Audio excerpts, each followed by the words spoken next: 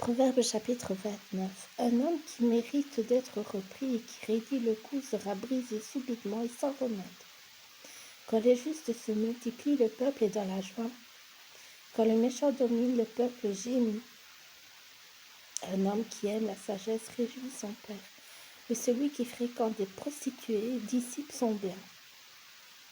Un roi affermit le pays par la justice, mais celui qui reçoit des présents le ruine. Un homme qui flatte son prochain tend un filet sous ses pas. Il y a un piège dans le péché de l'homme méchant.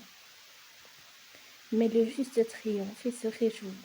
Le juste connaît la cause des pauvres, mais le méchant ne comprend pas la science. Les moqueurs soufflent le feu dans la ville, mais les sages calment la colère. Si un homme sage conteste avec un insensé, il aura beau se fâcher ou rire, la paix n'aura pas lieu. Les hommes de sang haïssent l'homme intègre, mais les hommes droits protègent sa vie. L'insensé met en dehors toute sa passion, mais le sage la contient. Quand celui qui domine a égard aux paroles mensongères, tous ses serviteurs sont des méchants. Le pauvre et l'oppresseur se rencontrent. C'est l'Éternel qui éclaire les yeux de l'un et de l'autre.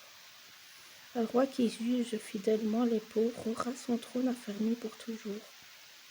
La verge et la correction donnent la sagesse, mais l'enfant livré à lui-même fait honte à sa mère.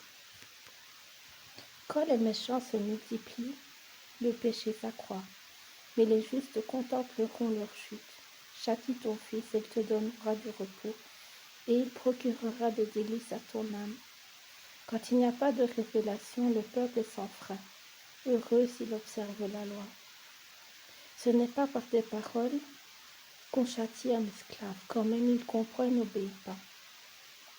Si tu vois un homme irréfléchi dans ses paroles, il y a plus à espérer d'un insensé que de lui. Le serviteur qu'on traite mollement, dès l'enfance, finit par se croire un fils. Un homme colère excite des querelles, et un furieux commet beaucoup de péchés. L'orgueil d'un homme l'abaisse, et celui qui est humble d'esprit obtient la gloire. Celui qui partage avec un voleur est ennemi de son âme. Il entend la malédiction et il ne déclare rien. La crainte des hommes tend un piège, mais celui qui se confie en l'Éternel est protégé. Beaucoup de gens recherchent la faveur de celui qui domine, mais c'est l'Éternel qui fait droit à chacun. L'homme inique est en abomination au juste, et celui dont la voie est droite est en abomination aux méchants.